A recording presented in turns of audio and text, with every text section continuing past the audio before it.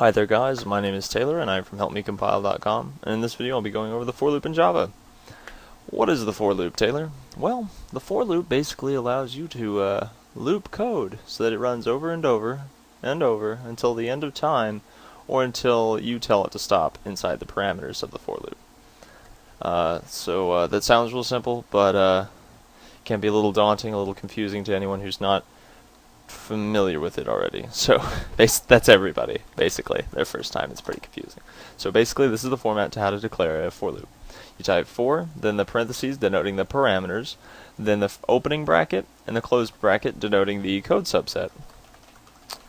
And then we'll type system.out.println, and for the purpose of this tutorial, this will actually tell us how many times the for loop has run. This loop has run times, and we'll create that variable later. This loop has run 0 times. This loop has run 1 times. This loop has run 2 times, is what it's going to print to the screen. So now, inside the for loop, we need to establish some parameters. Well, let's say I want this to print to the screen 5 times. Well, we're going to have to establish inside the parameters what 5 times is. Now, the parameters have a very specific structure and order. There are room for 3 different declarations, logical operations. The first one is the initialization. This is where we're going to declare run times. And this is where we're going to check to see if run times equals 5 yet, because we want it to run 5 times, and only 5 times. So let's just type that in right now. It's the simplest way to define this. Run times has to be less than 5, because we don't want it to run 6 times.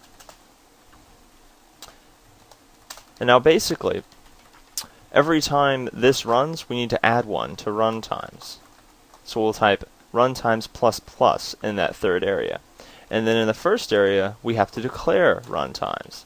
And run times equals 0. You also have to give it a value. That's very important. So these 3 parameter sections work together to tell the for loop how many times it's run, when it should terminate, and when to keep going.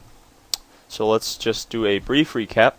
The middle part of the parameter here is the logic on whether or not to continue. If this equals false, the for loop will terminate and not run its subset again. This is initialization. It's only run 1 time. The int run times is equal to 0 upon its first iteration. It says, okay, int run times equals 0. That's simple enough. Is run times less than 5? Yes. Okay, now I'll run this. Notice how I didn't skip to this? Well, that's because this doesn't run on its first iteration. So let's hit F6 and see what prints. The loop has run 0 times. The loop has run 1 time, 2 times, 3 times, and 4 times. It did run 5 times, but it didn't tell us that it ran 5 times. So let's go ahead and change this. Let's make it start at 1 and make it less than 6. Fantastic. And then we'll hit F6. 1 time, 2 time, 3 time, 4 time, 5 time. Okay, guys. That about covers the for loop. If you have any questions, please leave them in the comments. Your peers and I can be very helpful. Thanks for watching.